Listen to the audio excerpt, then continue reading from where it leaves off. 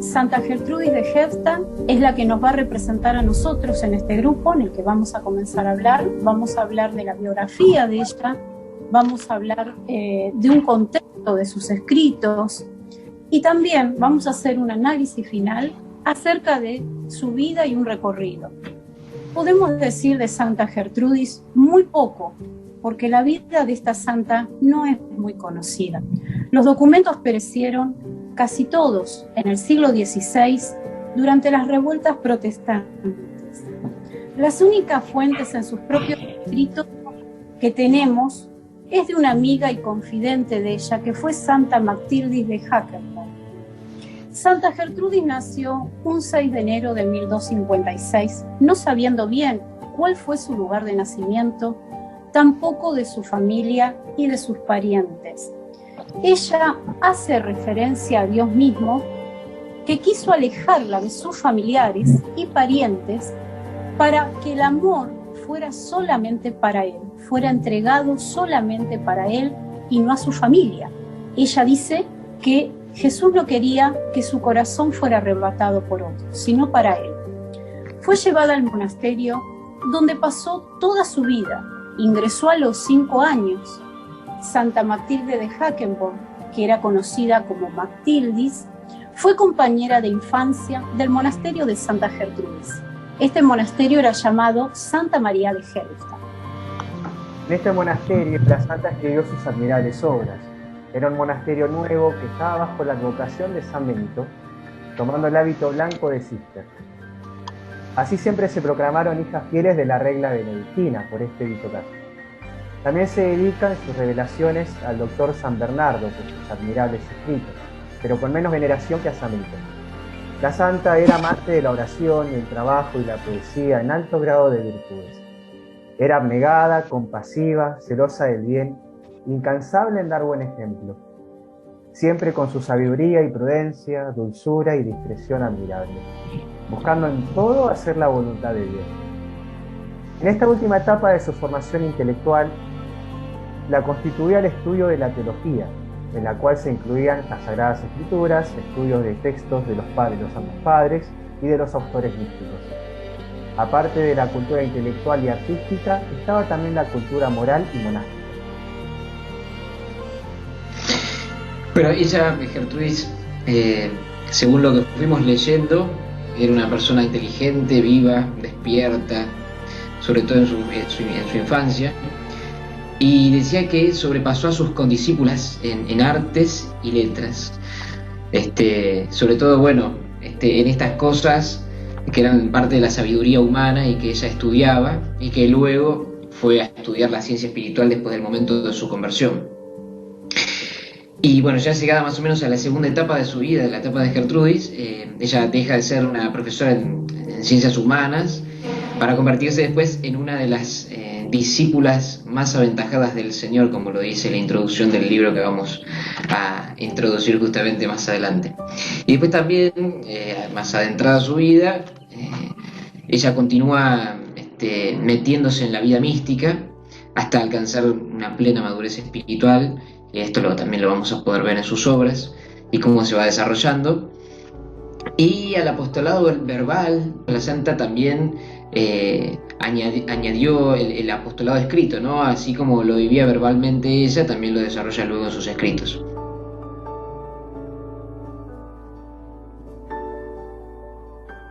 Ahora vamos a pasar al contexto histórico de la santa, ¿no? Gertrudis vive en la Edad Media, época en que se distingue por algunas características básicas que desarrollaremos mediante el trabajo, y nos ayudarán a comprender de dónde llegan algunas de sus ideas principales. En la antigüedad, la filosofía buscadora del origen y armada de en torno a los ejercicios espirituales, por así decirlo, podría alcanzar el contacto con la divinidad a partir de la purificación de las pasiones, preocupaciones, deseos, etc., según Heródoto. Se caracteriza justamente por el aspecto práctico que la regía, además del teórico y abstracto para poder llegar a la verdad. Esta práctica de ejercicios buscaba llegar a la virtud, que a modo de un pedazo de piedra que contiene dentro de sí una imagen, que debe ser esculpida para ser manifestada. De tal modo, los ejercicios consistirían en ir puliendo el alma de sus imperfecciones, para poder llegar al contacto con la divinidad. Entonces, por lo tanto, la virtud era considerada no como aquello que se debe añadir, sino como aquello que se debe sustraer del gran material. Ahora bien, en la Edad Media se da la progresiva separación en la filosofía de la teología, es decir, la filosofía va perdiendo su parte práctica de camino hacia la divinidad, para dejarle esa parte a la teología. El cristianismo, desde sus primeros siglos de existencia, no dejó de considerarse a sí mismo filosofía, ¿sí?, en la medida en que hizo suya la práctica tradicional de los ejercicios espirituales. Pero, con la escolástica surgida en la Edad Media, teología y filosofía se irían diferenciando claramente. ¿A qué ocurre? Que la filosofía pasa a tener el rol de sierva de la teología, también por la búsqueda comenzada en esa época de poder conciliar fe y razón, de unirlas al modo como, por ejemplo, Santo Tomás de Aquino busca hacerlo con la Suma Teológica, y San Anselmo de Canterbury, padre de la escolástica, con su famosa explicación racional de la existencia de Dios, que luego generaría adeptos y, por otro lado, otros no tanto. Siguiendo con el tema de los ejercicios espirituales, venidos del mundo griego, que en la Edad Media fueron apropiados por la teología para llegar al encuentro con Dios, son utilizados también por Gertrudis, pero no de tal modo. La santa vivía una vida ascética distinta de la que en la época regía. A diferencia de la noción de la época, en la que la práctica de la ascesis se utilizaba para purificarse y llegar a Dios, por la influencia del mundo griego, con el que la visión cristiana de la caridad y la misericordia pasa a un segundo plano, para dar paso a la práctica de la virtud. Ahora bien, Gertrudis toma una postura particularmente distinta. Y relacionado a estos puntos, encontramos en la época una visión sobre el cuerpo influenciada por el neoplatonismo, a la que Gertrudis no va a tomar parte en su camino espiritual, sino que va a desechar totalmente. Plotino señala en las Eneadas: la materia es, por tanto, causa de la debilidad y causa del vicio del alma. Luego la materia es mala antes que el alma y es el mal primario. Y estas nociones acompañan a los ejercicios espirituales desde la antigüedad, en los que se busca liberarse del cuerpo, dado que es el origen de los males del alma. Y finalmente, el rol de la mujer en esa época, en la teología, consistía en que simplemente podían explayarse en el ámbito de una escritura sobre su autobiografía y sobre la oración, en el género conocido como elevatio, como los ejercicios de Gertrudis, pero que no podían discutir a ningún teólogo ni generar un debate, nada, más bien debían restringirse a eso. Y nuestra santa no tenía una mentalidad parecida a la de su época. No relacionaba masculinidad con autoridad para nada, o la condición femenina como símbolo de debilidad o de pecado, sino que pensaba que ambos son por igual seres humanos. Además, otra parte era la época del amor cortés. Este tipo de amor ubicaba a la mujer en un lugar denigrante, a la vez que como reflejo de la belleza de Dios, pero por lo tanto como un objeto. Y se llega a decir que Dios creó a la mujer de mejor material que al hombre, que la creó como muestra de su saber y su poder para darnos a conocer quién es Él, y que por tanto ella es reflejo de la suma belleza, o que su naturaleza es celestial, pero siempre esa noción dejaba mal parada a la mujer, porque la dejaba parada como objeto y no como sujeto a quien se le debía dar el amor que correspondía.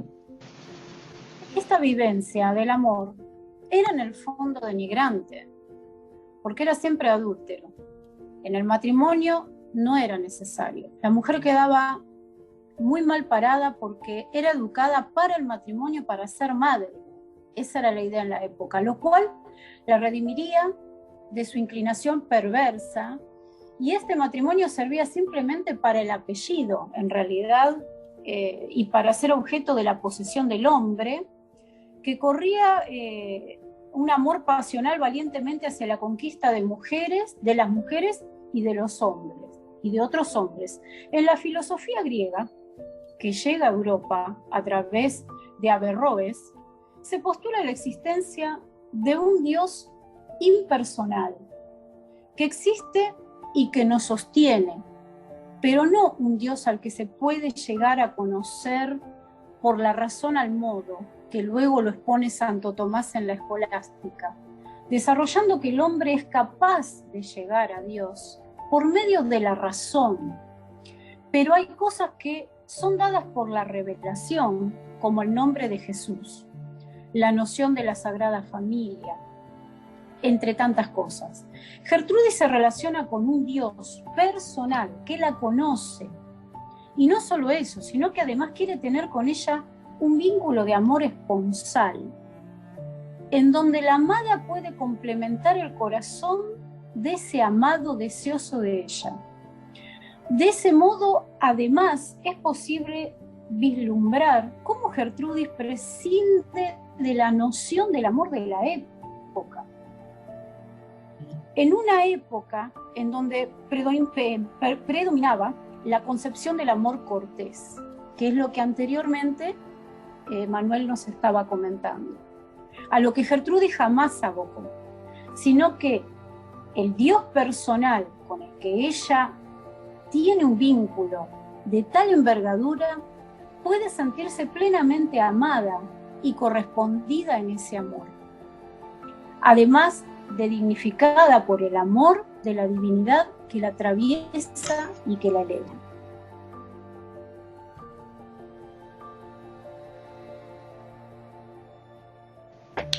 Ella escribe, justamente como íbamos diciendo, el género elevatio, que es un género literario oracional, ¿no? Utiliza salmos, preces, oraciones, rituales, y particularmente tiene un estilo en donde el erotismo lo emana de muchas de sus imágenes y poemas. O sea, es un carácter especial, ¿no? Lo erótico de sus palabras. Y justamente no es coincidencia, no es inocente este uso que hace, porque funciona, como dice en la introducción del libro de los ejercicios, justamente, que nos da a conocer sobre estos temas, que funciona a modo de corrección a la visión sesgada de la época, ¿no? A la visión racionalista, a la visión que se estaba dando gracias a la teología escolástica de racionalizar todo, pero bueno, también podía caer en extremos esa racionalización. Y además también en la corrección a la visión sexista de los hombres, ¿no? Dice, descubriendo en su mundo que hace de la libertad de la relación con Dios la posibilidad de tratar de tú a todo el universo, y por lo tanto al hombre y al sacerdote, que en ese momento había acaparado la mediación entre Dios y el ser humano. Sin embargo, Gertrudis valora muchísimo a los sacerdotes, simplemente los pone en el lugar de mediador que justamente les corresponde, ¿no? Y también ella los valora, así como también valora su lugar de su vínculo con Dios, ¿no? Que tiene, y que implica también una mediación, ¿no? La mediación por Jesucristo. Ahora, los ejercicios espirituales fueron compuestos esencialmente para uso personal del monasterio, para las hermanas de Helfta, y es una colección de ejercicios piadosos destinados a fomentar en las almas la renovación de las gracias recibidas y la ascensión hacia Dios por medio de la práctica del amor divino. Arranquemos con qué pensaba Gertrudis sobre la ascesis, ¿no? En ese momento la ascesis estaba vista como algo que hay que hacer, justamente la visión griega, ¿no? Lo que hay que hacer, lo que hay que purificar, no que hay que añadir, ¿no? Pero sí, así como una estatua, como decíamos al principio, como una estatua es un pedazo de, imaginemos, ¿no? Un cemento, ¿no? Que se esculpe y que la figura ya está adentro. Bueno, así lo decía, ¿no? Pero algo que le agrega a Gertrudis es que ella se siente como que no puede hacer eso, ¿no? Que justamente necesita ser moldeada por la gracia de Dios. Y ella acá utiliza dos conceptos, que es la suppletio y la cooperatio. La suppletio, por un lado, manifiesta que el único apoyo para la conversión es el amor de Cristo, por lo que no puede haber justamente crecimiento en la virtud si la ascesis no está apoyada en el amor del ser superior, o sea, del Creador, de Dios. Pero a su vez señala que es necesaria la cooperatio, o sea, en la parte que a ella le toca, ¿no? Donde señala que es necesaria una respuesta receptiva a Dios, porque el crecimiento en las virtudes justamente no se da como esa ascesis griega, ¿no? Sino que se necesita una cooperación con la acción divina, basados en que justamente la virtud no es un medio para llegar a Dios, sino una consecuencia de nuestra deificación, de nuestra profunda intimidad con Dios. Y lo podemos ver en estos fragmentos, ¿no? La conciencia de Gertrudis de necesitar ser trabajada por Dios. Uno que dice en la página 3 del ejercicio 1, Trinidad Santa, Padre, Hijo y Espíritu Santo, que tu divina omnipotencia me gobierne y confirme, tu divina sabiduría me instruya e ilumine, tu divina bondad me ayude y perfeccione mi fe, a fin de que con pureza e integridad pueda a la hora de mi muerte presentarla ante tu rostro, habiéndome enriquecido con los frutos de todas las virtudes. Y más adelante en el mismo ejercicio, en la página 15 del ejercicio 1, dice: Señor Dios, que eres mi creador y eres también mi reformador, renueva hoy tu Espíritu Santo en mi corazón, inscríbeme en tu pueblo de adopción como hija de una nueva prole, a fin de que con los hijos de la promesa me goce de haber recibido por gracia lo que no he tenido por naturaleza. Y acá vemos cómo aparece la característica, por un lado, de Dios como reformador del corazón, como aquel que con su sola presencia va moldeando las virtudes, y también, por otro lado, vemos en paralelo que ella espera recibir de Dios todo lo que ella misma por sus solas fuerzas no puede conseguir, ¿no? Lo que ella por naturaleza no tiene. Llegamos a la parte del análisis de pasiones y el cuerpo de esta parte que voy a comentarles. En paralelo a esta forma de entender la ascesis que acaba de explicar Emmanuel, va vinculada a la forma que tiene Gertrudis de vivir las pasiones e incluso de entender el cuerpo. En aquella época existía una visión pesimista y negativa del ser humano, que se extendía a la realidad del cuerpo como aquello que era un obstáculo para el alma, que se encuentra y se une a Dios. O sea, el cuerpo era pensado como si fuera un obstáculo. No creía en una ascesis que extirpara las pasiones, sino aquellas que las ordenase. Y no separa la ascesis de la mística, es decir, la ascesis solo tiene sentido si conduce a la plenitud del amor-ternura. En el libro del Herardo, Gertrudis relata un encuentro con el Señor, en el que luego se aparece a ella y le dice en cuanto a este tema: yo mismo, mientras vivía en la tierra, experimenté el ardor de las pasiones. Este ardor le impulsó a combatir la injusticia bajo cualquiera de sus formas. Gertrudis cree que es difícil conseguir el equilibrio entre la razón y la afectividad, pero que es el camino más pleno de unión con la divinidad. No debe extirparse, dado que nos han sido dadas, para utilizarlas en orden a la unión con Dios. Parecido a lo que dice San Agustín cuando dice respecto a las pasiones: pero dirigidas y enderezadas por la recta razón, estas afecciones hacia su fin propio, ¿quién osará llamarlas enfermedades del alma o pasiones viciosas?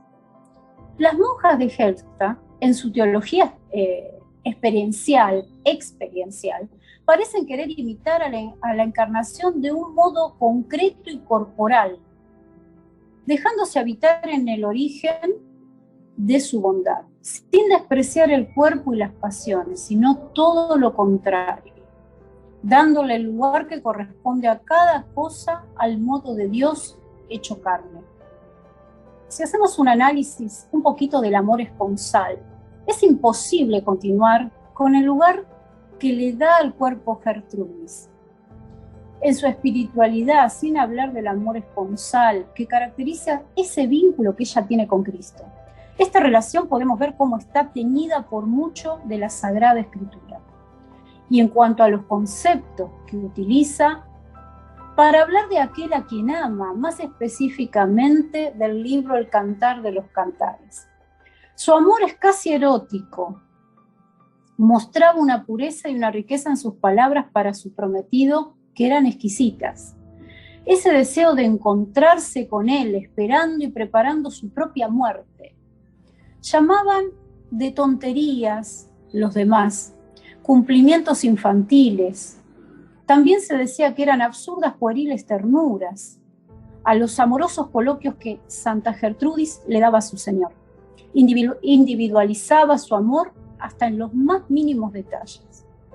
Si comparamos el amor que en sus escritos desarrolla San Bernardo, abad cisterciense, ¿quién es entonces la esposa? Para San Bernardo, el alma sedienta de Dios. San Bernardo habla del amor de forma dialéctica, es decir, argumentativamente, mientras que Gertrudis desarrolla un poema para hablar sobre él, es decir, lo hace en forma intuitiva. Ambas formas caracterizan los modos que ambos sexos tienden, a lo largo de la historia de la espiritualidad, a expresar un vínculo con Dios. Con lo expuesto hemos aclarado, de paso, otro punto. La relación esponsal con Cristo no tiene nada de carnal, pero se ancla en el aspecto sexual de nuestra naturaleza. La sexualidad es la capacidad del ser humano, varón y mujer, de amar a la persona de sexo diferente, de un modo estable, complementario y fecundo. La relación esponsal con el Señor se asienta en esta capacidad, toma de ella una energía y la eleva. No es que el amor divino sea a semejanza del amor humano, sino al revés. En relación a este amor, podemos ver como el Cantar de los Cantares, en el capítulo 1, del 7 al 10, aparece este vocablo de tinte sensual del amado para su amante. El amado dice: yo te comparo, amada mía, a una yegua uncida al carro del faraón. Qué hermosas son tus mejillas entre los aros y tu cuello entre los collares. Continuando con el análisis de la santa y siguiendo, ya cerrando esta última etapa de su vida, esta forma que ella tiene de relacionarse con Dios conlleva dos contraposiciones. La primera es, por un lado, pareciera ir en contra del amor de su época, es decir, de lo que hablábamos más arriba, del amor cortés, que se vivía en la poesía y además en los vínculos concretos, sobre todo dentro del matrimonio, que en el fondo denigraba a la mujer, poniéndola en calidad de objeto que no podía colmar el deseo de su amado. Ahora bien, se puede ver que en Gertrudis no se creía el verso de que la mujer era inferior al varón, como lo dice la introducción del libro de los ejercicios. Dice así el libro: no tenía una mentalidad parecida a la de su época, ya que no relacionaba masculinidad con autoridad o la condición femenina como símbolo de debilidad o de pecado, sino que ambos son por igual seres humanos. Ahora bien, por otra parte, el estilo del vínculo con Dios, al modo de un amor esponsal, es también motivo de sorpresa, y por qué no de escándalo para la mentalidad racionalista de la época, en donde la escolástica podía caer en un racionalismo puro, considerando la experiencia de fe como algo inferior a la dialéctica en torno a los misterios divinos e incluso infantil.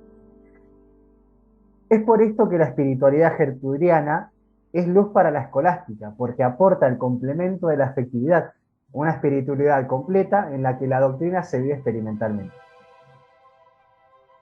Santa Gertrudis, a la hora de hablar de Dios, prioriza la misericordia. Esta misericordia es característica de la espiritualidad cisterciense a la que ella pertenece, por la cual habló mucho. En lugar de los conceptos de satisfacción o de juez, como lo hace San Anselmo de Canterbury, padre de la escolástica, como decíamos al comienzo, y que a ella no le agrada. Más bien se cree pequeña al estilo de Santa Teresa de Lisieux y su caminito espiritual en el 1800 aproximadamente. Ante el juez es que Dios, y por eso prefiere revestirse de su amado para ser agradable al Padre. Siguiendo adelante, ella presenta en su espiritualidad un claro carácter cristocéntrico, es decir, sin olvidar nunca el lugar protagonista de la Trinidad en su vivencia espiritual. Principalmente manifiesta esto en la liturgia, en la que se dice que la oración dice lo siguiente: te lo pedimos por Jesucristo nuestro Señor.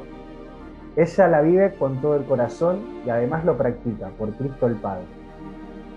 Este protagonismo de Dios Trino fue recibido de la espiritualidad de Matilde de Magdeburgo, la cual fue compañera de Gertrudis en el monasterio y una de sus maestras espirituales, quien tomó de su largo camino espiritual diferentes aspectos que luego le servirían a Gertrudis para su encuentro con Dios.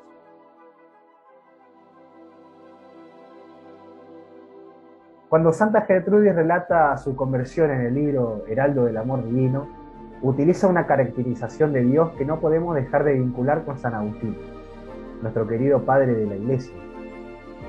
Ella dice sobre Dios: Dios, que eres verdad de un resplandor superior a todas las luces, pero más oculta que el profundo abismo. En un momento dado, como la señalamos en la biografía, ella se convierte por un encuentro personal con Cristo, con la verdad a la luz verdadera que llenó de claridad su misma oscuridad.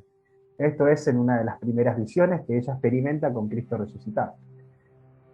Ahora bien, de esta forma lo vivió San Agustín, que bien lo desarrolla en su libro Confesiones, específicamente en el libro 9, cuando dice: Tú, suavidad suprema, arrancabas de mí a las suavidades de la vanidad, y en su lugar entrabas tú, que eres más dulce que todos los placeres superiores a la carne y a la sangre, más claro que la luz y más interior que toda intimidad. Podemos atisbar que esto San Agustín lo recibe del filósofo griego Platón, que en la alegoría de la caverna compara el salir de la caverna, de la oscuridad, como desatarse de la ignorancia y llegar al conocimiento, que es la luz verdadera, donde estaba el sol. Ahora bien, San Agustín conoce como Platón que todas las cosas dependen de un principio, que es el bien.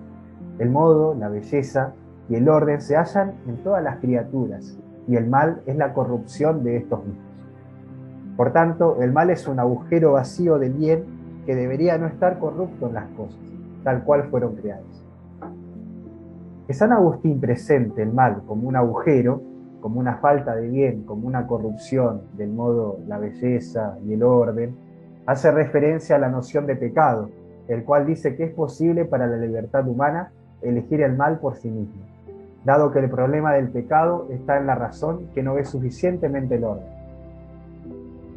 Ahora bien, Santa Gertrudis desarrolla la explicación de su conversión diciendo: Dios es la verdad de un resplandor superior a todas las luces, y esta luz es la que aumenta la densidad de sus tinieblas y levanta en su alma la turbación que ya le había dado para procurar destruir la torre de su vanidad. Es decir, aquella luz que la deja ver la oscuridad de su pecado y como la que la invita a que libremente deje iluminarse por la verdad.